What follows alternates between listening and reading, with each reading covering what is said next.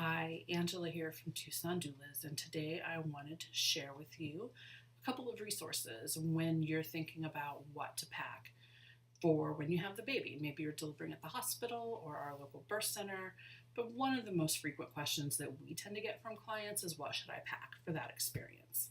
We've compiled a helpful list and put that on the website in a blog post titled What to Pack. Looks like this. You can get your own printable copy on the website. It's free for everybody, and it has a pretty nice list of what to pack for labor or for postpartum. It contains the items that we feel are typically most helpful, what we find that our clients have tended to use the most over the years, so you can check that out on the website. We also have a tip for our clients in packing 2 bags instead of 1. A lot of clients will like to sort of pack one big bag, a rolling suitcase that they can bring in. But what we found over the years is that when the big day comes, it's often hard for the people that are supporting you during labor to find what they need in that bag. So packing 2 bags allows you to have the items be found much more quickly, and it also minimizes the amount of stuff that you need to tote into the hospital.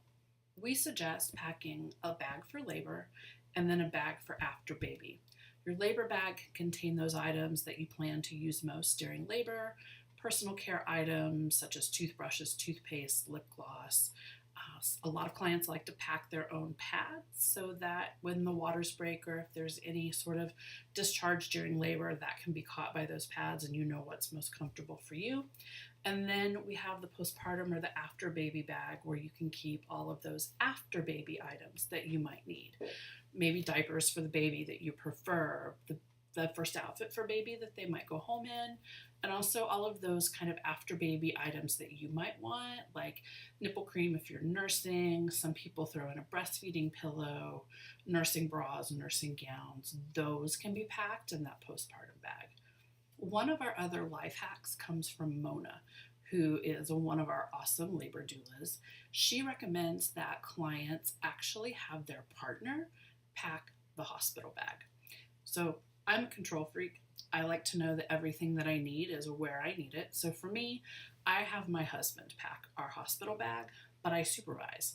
So I lay it all out on the bed and then I give it to him in the order that I think it should be packed. So I still have that control. But then on the big day, he knows exactly where everything is in those 2 bags so that during labor, he doesn't have to dig through it and make it a mess, which might kind of irritate me a little bit. But he can find everything really quickly, which is also highly beneficial to my irritable state during labor. So having your partner pack the bag can be a really efficient, time-saving effort to put forward in the beginning so that it'll have a big payoff for you in the end. I'm going to drop the link to that blog post for you down below the video so that it's easy for you to find. If you have any questions, please feel free to reach out. You can always reach us at www.tucsondoulas.com through the contact page, or you can always feel free to reach out to me at 520-749-0329. Thanks for watching. Have a great day.